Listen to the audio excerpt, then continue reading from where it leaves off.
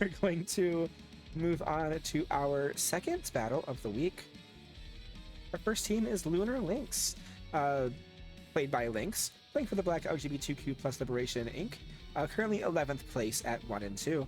The mega Pokemon of this team is the Ampharos, which I don't believe has shown up, which Mega Ampharos is pretty good. But the OU Pokemon, we have the Gliscor at 3 and 2, which Gliscor is honestly terrifying. And the Iron Moth at 1 and 2. For UU, we have the Reuniclus and the Nidoqueen, both at 0-0. For RU, the Milotic is the highest performing Pokemon of the team at 4 and 1. The Magnezone is at 0 and 1, and the Grimmsnarl at 1 and 1. For the NU Pokemon, we have the Chandelure, we have Emboar at 1 and 1, and Klefki at 1 and 2. And the PU Pokemon, we have Dipplin at 0 and 3, the Phalanx at 0-0, Frostlass at 0 and 1, and the Aurorus at 1 and 2. And their opponent, Orbital Beetles, going for the Black Educational Advocacy Coalition. Advocacy. With their Mega being Banette, seeing 0-1. In their OU, they have Dracozolt with 1-1 and Glimora with 1-2. In their UU, they have Hydrapple and Slowking, both with 0-1. Hydrapple, ooh. RU has Crobat with 0-1, Beware with 1-2, and Iron Thorns with 0-1. In NU, Drampar, Alcremie, and Flamigo each have 0-1. And in PU, Cursula has a 0-1. Cursula's seen this. Okay, cool. Orbital with 0-2, Malamar and Berserker with 0-1. You gotta say, I think this is the only team that has brought all of their Pokemon. Everything's seen a play, yeah. I'm gonna double check that, but I'm pretty sure. Yeah. At least for as of this week, this is the only team that has brought all their Pokemon at least once. That's kind of impressive. I love that.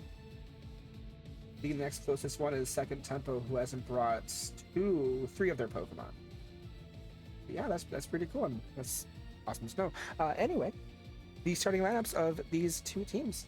For Lunar Lynx, we have the Emboar, the Gliscor, the Grimmsnarl, the Magnezone, Frostlass, and the Reuniclus.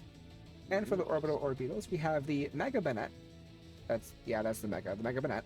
We have the Glimora, the Slowking, Beware, Crobat, and the Drampa. I love Drampa. But let's get into this battle. I'm very interested to see how they make use of Reuniclus, because I like Reuniclus, but I've never found use for it. Reuniclus is very... Oh yeah, we'll see what they do. I don't want to start offering my opinions because you know what's going to happen. Let's get into it.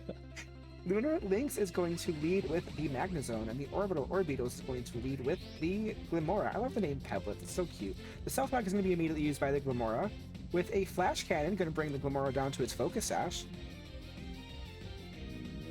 And the switch from the Glimora into the Beware, with the Flash Cannon then doing a lot of damage, but not quite taking down the Beware there.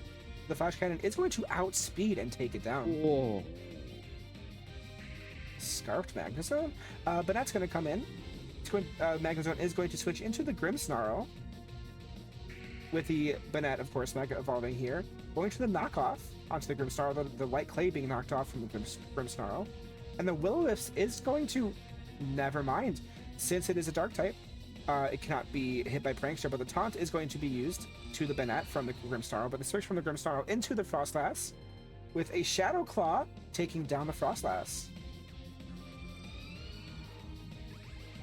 Magnezone then comes back in, and the knockoff is going to knock off the Choice Specs. Ooh, Choice Specs of the Magnezone. Flash Cannon not going to take down the Banette, though. With a Sucker Punch, not quite enough to take it down. Another Flash Cannon, though, will take down the Banette. Slowking then comes in, with the Thunderbolt outspeeding, doing a lot of damage, not quite taking down the Slowking, with a Scald then able to take down the Magnezone. Oh. Ooh, Life Orbed, Slow King, terrifying. Grass Core then comes in. And the Earthquake is going to outspeed and take down the rest of the damage from that Slow King. When the Toxic Poison is going to get the Poison Heal activated here, Glimora then comes in, and the Earthquake is going to outspeed and take down the Glimora, but the Toxic Debris is going to set up a layer of Toxic Spikes. A lot of traps on the side of Lunar Lynx here. The Drampa then comes in. I forgot the name of the Pokemon for a second. The switch from the Gliscor into the Emboar is going to get poisoned and take South Rock damage, with a Calm Mind then being used by the Drampa. It is going to outspeed, though. The Emboar is going to superpower and take down the Drampa. It's terrifying with just the Crobat left. Can Crobat do it? Crobat's going to use the Agility, get its speed boosted here. The Superpower it seems to be locked in the Superpower here, but doing a little bit of chip damage to the Crobat with the Black Sludge, then bringing a little bit more recovery onto Crobat. And the Hidden Power is going to be a resistant Hidden Power hit, with another Superpower being used. Choice Bandit or Choice Scarfed? Don't know, that's kind of scary. The poison damage is starting to accumulate, though. Switch from the Emboar into the Reuniclus, with a Brave Bird being used, doing half the damage of that Reuniclus there. And the Hidden Power is going to be a little bit damage there, but the Psyshock is going to be enough to take down the Crobat. Oh, well done, Lynxy. Well done. Good game to both of them. Music, hello. Yeah, good games. That's their second win, right? I believe so. Certain they said the first was against me. Well done. I'm so proud of you.